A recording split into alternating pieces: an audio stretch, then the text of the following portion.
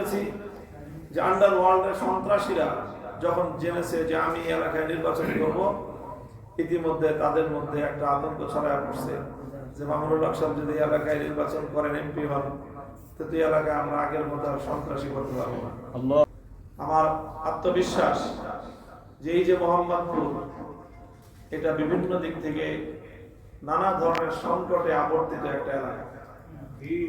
এই মোহাম্মদপুরের সংকটগুলির কথা বলি, কি সমস্যা এখানে দেখেন। সর্বপ্রথম হলো মোহাম্মদপুর নামটা কিন্তু অনেক সুন্দর নাম, এত সুন্দর নাম যে এর থেকে সুন্দর নাম হইতেই পারে। যে এলাকার নাম উচ্চারণ করতে গেলেই প্রথমে নবী মুহাম্মদ সাল্লাল্লাহু আলাইহি ওয়াসাল্লামের নাম উচ্চারণ করতে হয়। নামটা এত সুন্দর, কিন্তু এলাকার কামটা কিন্তু খুব বেশি সুবিধা না। এই এলাকায় এখন বেশ কিছু জিনিসের কারণে দুনিয়াতে, সারা দেশে, সারা ঢাকায় আমাদের এই এলাকার একটা নানা রকম বদনাম হয়ে গেছে। এই এলাকার নানা রকমের বদনাম হয়ে গেছে অলরেডি। সেদিন আমাকে শুনাইতেছিল একজন ভাই, আমাদের ঘনিষ্ঠ, যে মোহাম্মদপুরের একজন আইন শৃঙ্খলা রক্ষাকারী বাহিনী কর্মকর্তা, একজন অফিসার, তিনি তার নিজের অভিব্যক্তি বর্ণনা করেছেন যে আমি সারা দেশের বিভিন্ন জেলায় দায়িত্ব পালন করেছি, এরপরে মোহাম্মদপুর থানায় আসছি। ৩-৪টা জেলা মিলায় যে পরিমাণ সন্ত্রাসী থাকে, এক মোহাম্মদপুর থানায় তার চেয়ে বেশি সন্ত্রাসী।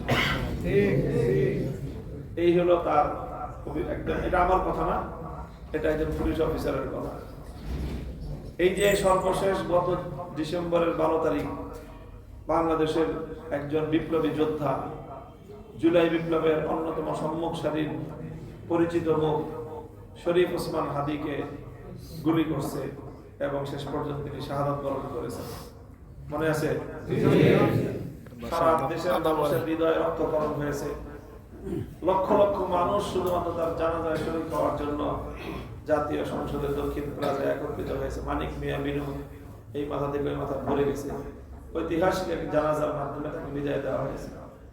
এত বড় একটা ঘটনা, সারা দেশ যেই ঘটনায় কেঁপে উঠলো, সারা দুনিয়ার মিডিয়ায় যেই ঘটনা নিয়ে আলোড়ন সৃষ্টি হলো, এই যে শরীফ ওসমান হাদিকে যে গুলি করলো, শুটার কিলার, জাতীয় পত্র পত্রিকা তার পরিচয় আসলো, তার বাড়ি কই? মোহাম্মদপুর আদাবরে। মানে অপকর্ম সবই এই মোহাম্মদপুরের এলাকায়। মোহাম্মদপুরে ঢাকার একটা ত্রাস, মানুষের ত্রাস পরিণত হয়েছে কি কিশোর গ্যাং। কিশোর গ্যাং, ছোট ছোট বাচ্চা, 14 বছর, 16 বছর, 18 বছর, এরা এখন কিশোর গ্যাংয়ে পরিণত হয়েছে। তা আমি জিজ্ঞাসা করি এই সমাজকে, এই যে ছেলেরা যে কিশোরের গ্যাং পরিণত হলো, এরা কি মায়ের পেট থেকে গ্যাং হয়ে জন্ম নিছে? সন্ত্রাসী হয়ে আসছে মায়ের পেট থেকে? এরা তো মায়ের পেট থেকে নিষ্পাপ মাসুম বাচ্চা হিসেবে দুনিয়াতে আসছিল।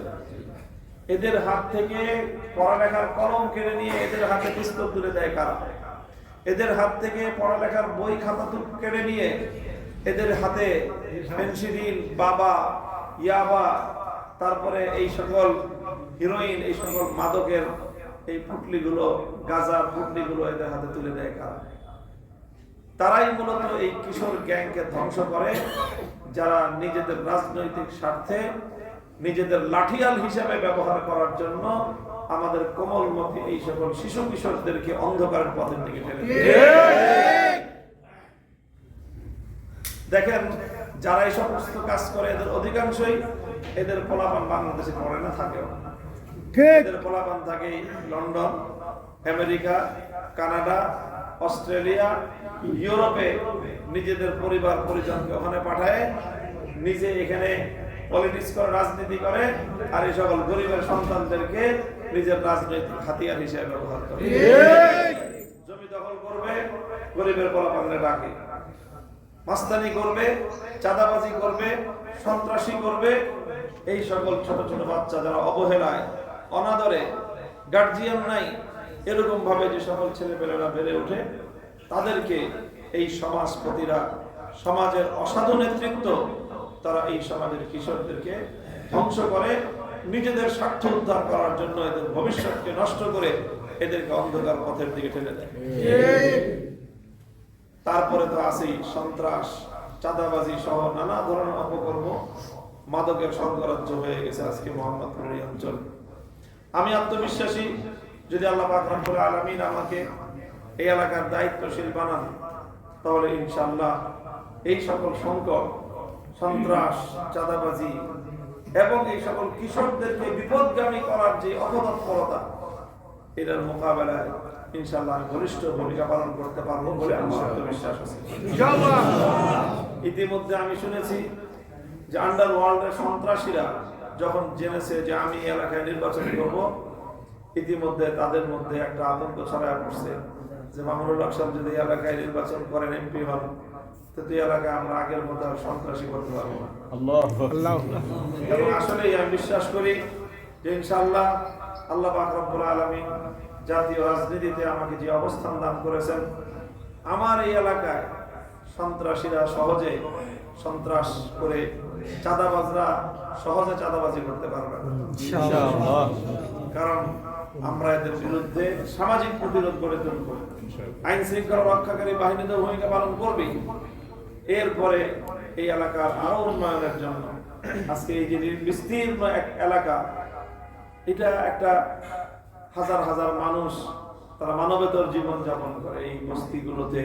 সাধারণ মানুষ তাদের এই প্রচন্ড শীতে তাদের যে ন্যূনতম একটু শীত থেকে একটু উষ্ণতার প্রয়োজন, একটু আরামের প্রয়োজন, সেই বিষয়গুলো কিন্তু পর্যাপ্ত কোনো ব্যবস্থাপনা এখানে নাই। মোহাম্মদপুরের সাথে বরাবরই বড় বড় রাজনৈতিক দলগুলোর আচরণ খুবই অবমূল্যায়ন করে।